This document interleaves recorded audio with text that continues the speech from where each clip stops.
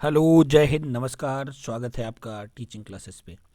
जैसा कि यहाँ पे हम लोग डीएलएड की तैयारी करते हैं। First semester, second semester, third semester, fourth semester. साथ साथ हम लोग टीचिंग की भी तैयारी करते हैं। UP TET, super TET, C TET, इन सब के लिए आप हमारे चैनल को सब्सक्राइब कर लें, ज्वाइन करें टेलीग्राम। वहाँ पे हम आपको पीडीएफ और जो भी एग्ज़ाम रिलेटेड कुछ गाइड है वहाँ प्रोवाइड करते हैं। अगर आप लोग नए हैं तो चैनल को सब्सक्राइब ज़रूर करें। जैसा कि आपको पता है कि आपका फोर्थ सेमेस्टर और सेकेंड सेमेस्टर का एग्ज़ाम बहुत जल्द होने वाला है, साथ साथ बैक पेपर भी होने वाला है।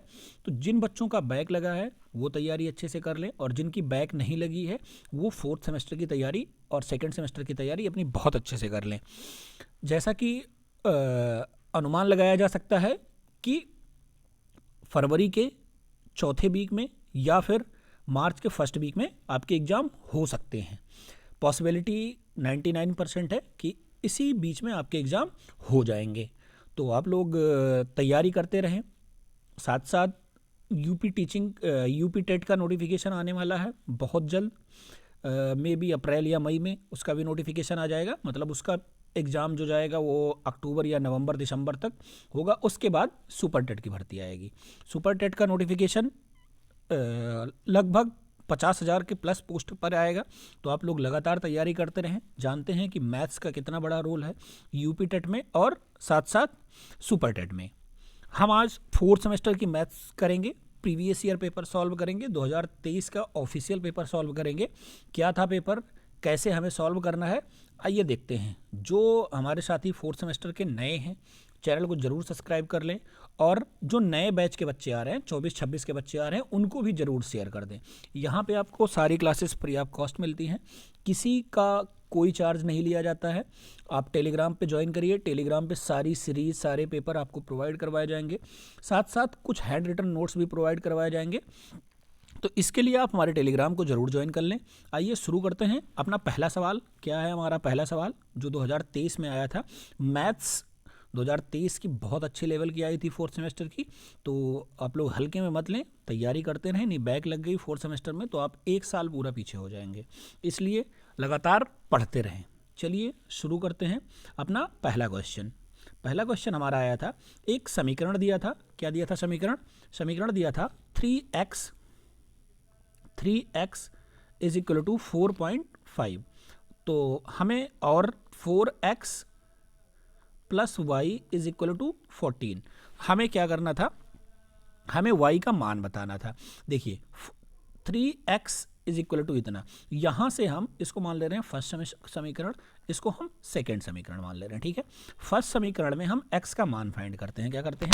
फर्स्ट समीकरण में x का मान फाइंड करते हैं। अगर हम यहाँ से x का मान निकालेंगे तो ये क्या हो जाएगा? 3x is equal to 4.5।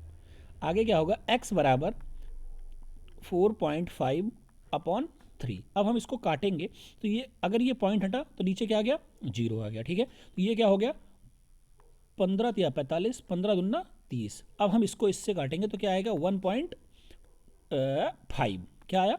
1.5। X का मान क्या आया? 1.5 आया। अब हम इसका मान यहाँ पे रख देंगे तो हमें y का मान पता हो जाएगा। आगे हम क्या करेंगे? x का मान यहाँ लिखेंगे। x का मान समीकरण 2 में रखने पर, समीकरण 2 में रखने पर अगर हम रखेंगे तो हमें y का मान पता हो जाएगा। अब ये क्या हो जाएगा हमारा? 4 गुणे 1.5 प्लस वाई बराबर 14।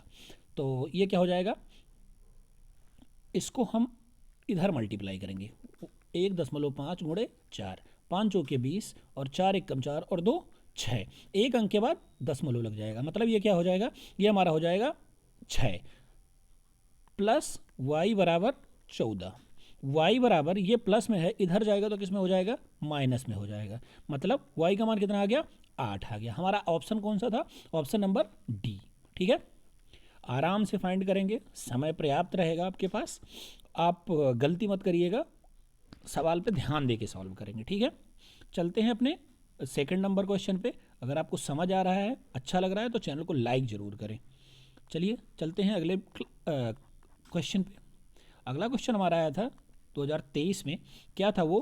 कि 0.00081 इसका हमें क्या करना था, घनमूल निकालना था। क्या निकालना था, घनमूल। घनमूल का मतलब क्या होता है, घन मतलब 3 होता है। क्या, घन मतलब 3 होता है, मतलब इसका हमें घनमूल निकालना था, मतलब √3 निकालना था। हम क्या करेंगे, ये जो था इसको हम सीधा नॉर्मल उसमें लिख लेंगे, √ लगाया 3 लिख दिया, ठीक है। इसको हम घनमूल बोलते हैं। ये पॉइंट हटेगा तो कितनी जीरो बढ़ जाएंगी, 3 और 3 6 जीरो बढ़ जाएंगी। कितनी जीरो बढ़ जाएंगी, 6 जीरो बढ़ जाएंगी, ठीक है।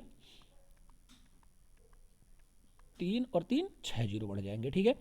अब हम क्या करेंगे, ये क्या था, 2 4 6, मतलब इसका मतलब क्या हुआ कि इसको हम तोड़ेंगे तो क्या होगा, 3 3 3 3 3 त्रिक 9 त्रिक 27 या 81, ठीक है। और इसको कैसे तोड़ेंगे, 100 100 और 100 में, ठीक है। ये 3 बार 100 है तो 1 बार 100 बाहर आ जाएगा, ठीक है। ये 3 बार 3 1 बार 3 बाहर आ जाएगा और अगला क्या बच जाएगा, √3, ठीक है। क्या बच गया, 3 ये बच गया हमारा, ठीक है। अब ये हमारा क्या हो जाएगा, ये हो जाएगा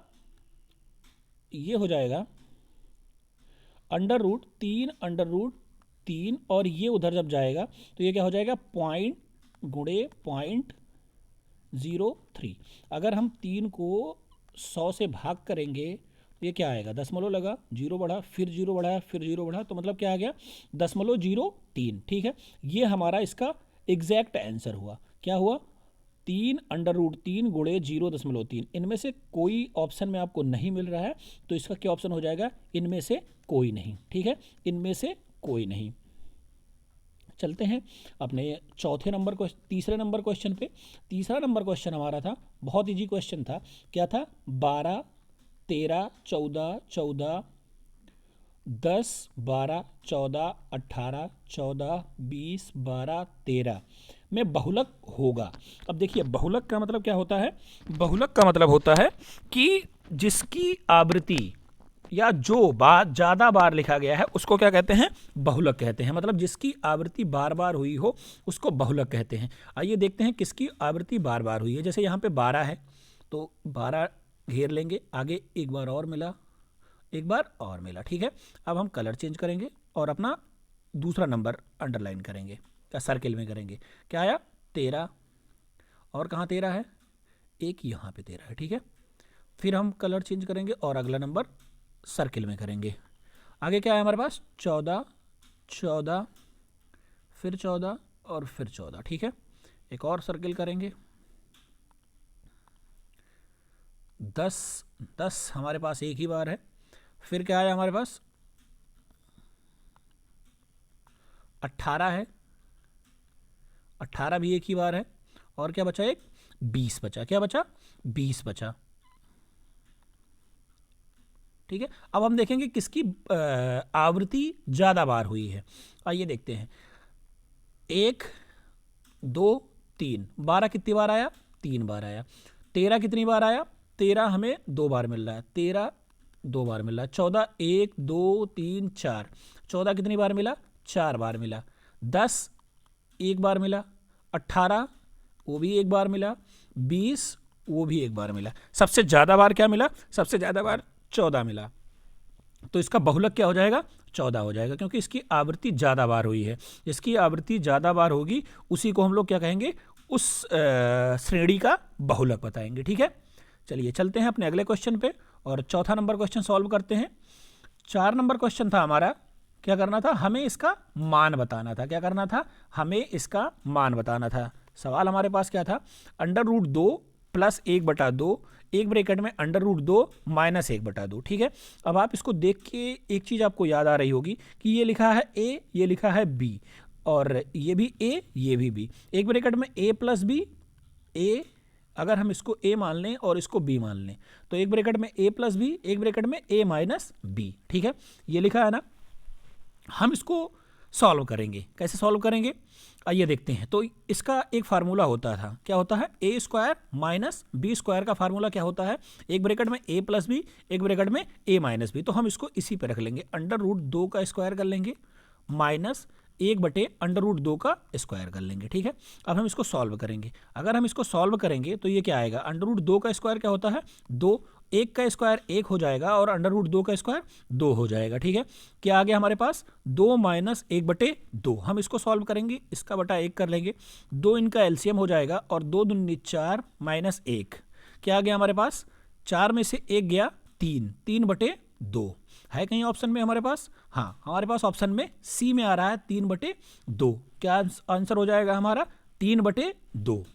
ठीक है, आगे चलते हैं और अगला क्वेश्चन देखते हैं। अगला क्वेश्चन था जो बहुविकल्पीय का 5वां क्वेश्चन था, वो किससे था, वो था ट्रिग्नोमेट्री से। ठीक है, ट्रिग्नोमेट्री में आपको क्या करना है, कुछ जो sine cos tan caught in सबके मान याद करने हैं 0 से लेके 90 तक। इनके मान हम आपको एक वीडियो में पूरा लिखवाएंगे अच्छे से, उसको आपको याद करना है। इससे आपको 2 क्वेश्चन फिक्स मिलेंगे। हम पहले क्वेश्चन सॉल्व करते हैं। क्या है, साइन 60। साइन 60 का मान क्या होता है, तो साइन 60 का मान होता है √3/2। ठीक है, वहीं कास 30 का मान क्या होता है, जो साइन 60 का होता है वही कास 30 का होता है। क्या, जो साइन 60 का होता है वही कास 30 का होता है। ठीक है, और फिर आगे क्या दिया है, माइनस साइन 30। साइन 30 का मान क्या होता है, जो साइन 30 का होगा वही कॉस 60 का होगा। साइन 30 का मान क्या होता है 1/2। ठीक है, और बस यही मान हम इसमें सॉल्व रख देंगे। ये क्या हो जाएगा, √3/2 बटे √3/2 माइनस 1/2। अब हम इसको सॉल्व करेंगे। इसको जब सॉल्व करेंगे तो ये √3/2, ठीक है, और ये गुणे में हो जाएगा तो ये 2/√3 हो जाएगा। ठीक है, माइनस 1/2 हो जाएगा। ये इससे कट गया, ये इससे कट गया, क्या आ गया 1/2। अब हम इसको सॉल्व करेंगे तो 2 - 1/2 यानी 1/2 क्या आ गया 1/2। ठीक, समझ में आया, 1/2। अब ये 1/2 ऑप्शन में दिया है, ये भी हो सकता है, इसकी जगह क्या हो सकता है cos 60 भी हो सकता है। क्या हो सकता है, ऑप्शन में आपको दे दे cos 60। cos 60 का मान क्या होता है 1/2 होता है। समझ में आया आपको। चलिए चलते हैं अपने अगले क्वेश्चन पे। अब आ गया हमारे पास अति लघुत्तरीय प्रश्न। क्या आ गया, अति लघुत्तरीय प्रश्न।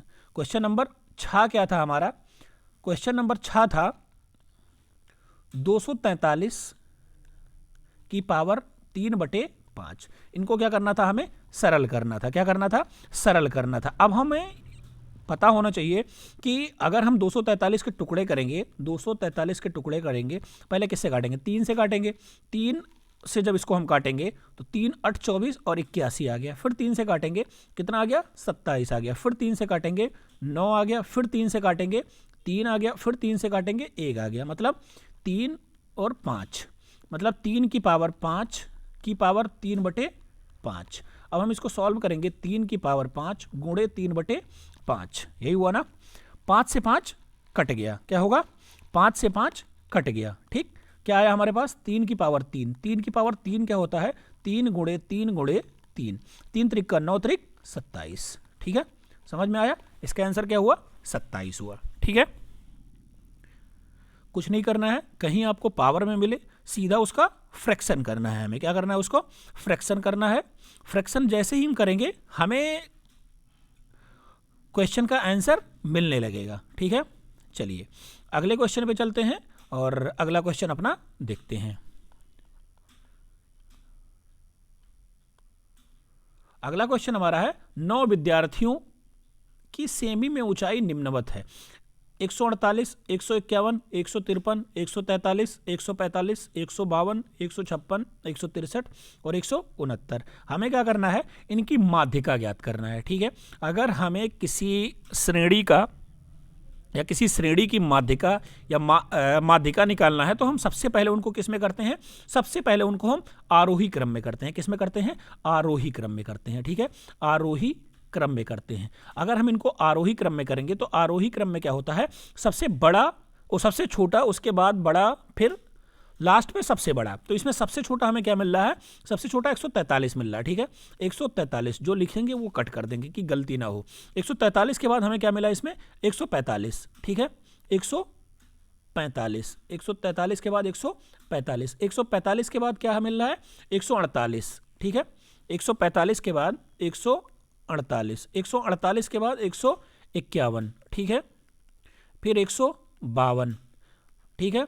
फिर 153, 153, फिर 156, फिर 163, फिर 169, ठीक है। ये हो गया इसका आरोही क्रम। अब माध्यिका क्या होता है, ये पद कितने हैं, ये पद हैं 9। 9 क्या है, विषम संख्या है। क्या है, 9 विषम संख्या है। विषम संख्या का सूत्र होता है माध्यिका निकालने के लिए n+1/2वें पद का मान, 2वां पद, n+1/2वां मतलब n+1/2वें पद, मतलब जो इसमें ये पद निकल के आएगा वही इसकी माध्यिका होगी। कितना था 9, 9 + 1/2 यानी 10/2, यानी कितना आया 5, पांचवां पद। पांचवां पद इसमें कौन सा है, पहला, दूसरा, तीसरा, चौथा और पांचवां। पांचवां पद कितना आया 152 आया। तो इसकी माध्यिका क्या हुई 152, यहां लिखेंगे माध्यिका, माध्यिका बराबर 152, ठीक है। समझ में आया आपको, इसकी माध्यिका कितनी आ गई 152, ठीक। चलिए चलते हैं अपने अगले क्वेश्चन पे। अगला क्वेश्चन क्या है हमारा, एक समीकरण है, हमें क्या करना है, समीकरण को हल करना है। समीकरण हमारे पास क्या है, x² + x - 12 बराबर 0। हमें इसको क्या करना है, सॉल्व करना है, x का मान निकालना है। अब द्विघात समीकरण है, द्विघात समीकरण सॉल्व करने के लिए हमने आपको क्या बताया था, हम इसको आपस में मल्टीप्लाई करेंगे तो कितना हो गया 12x। अब हम 12x को ऐसे तोड़ेंगे, 12x² को ऐसे तोड़ेंगे कि या तो प्लस करने पे 1 आए या फिर माइनस करने पे 1 मिले हमें। अगर हमें 12 को तोड़ना है तो हम 4 और 3 में तोड़ सकते हैं, 4 × 12 और 4 से 3 घटाएंगे तो क्या आएगा 1 आएगा। आइए देखते हैं क्या हुआ, x² + 4x - 3x - 12, ठीक है। 4x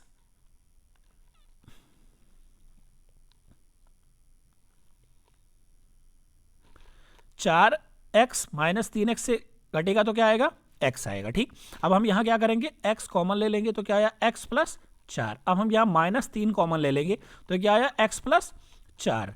x + 4 एक ब्रैकेट में हो गया और एक ब्रैकेट में क्या हो गया x - 3। अब यहां हम दोनों को एक एक बार 0 कर लेंगे। x बराबर क्या आया -4 आया और क्या आया x - 3 बराबर 0, यानी x बराबर 3 आया। एक जगह क्या आया -4 और एक मान इसका क्या आया 3 आया, ठीक है। दोनों मान हम वहां लिख के आएंगे क्योंकि हमें ये क्वेश्चन सॉल्व करना था। क्या करना था, x का मान लिख देंगे x बराबर -4 या फिर x बराबर 3, ठीक है। ये इसका नेगेटिव मान हुआ, ये इसका पॉजिटिव मान हुआ। समझ में आया? अगर समझ में आया है तो चैनल को सब्सक्राइब कर लें। ऐसे ही हम सारे 2016 से लेकर 2023 तक सारे प्रीवियस ईयर करवाएंगे। उसके बाद हम कुछ इंपॉर्टेंट क्वेश्चन आपको देंगे जो एग्जाम में कंफर्म आएंगे। ये बैक पेपर के लिए भी इंपॉर्टेंट है और जो हमारे साथी फ्रेश 4th सेमेस्टर में है उनके लिए भी इंपॉर्टेंट है। 2nd सेमेस्टर की मैथ्स लगातार चल रही है, आप लोग चैनल पे विजिट करें, वहाँ पे प्लेलिस्ट ओपन करें, वहाँ से आप क्लास देख सकते हैं। इनकी PDF के लिए आप हमारे टेलीग्राम से जुड़ सकते हैं। टेलीग्राम की लिंक हम डिस्क्रिप्शन में पिन कर देंगे, वहाँ से आप टेलीग्राम ज्वाइन करिए और सारी PDF फ्री ऑफ कॉस्ट लीजिए। चैनल को सब्सक्राइब कर लीजिए, शेयर करिए। मिलते हैं आपसे अगली वीडियो में, तब तक के लिए धन्यवाद। जय हिंद।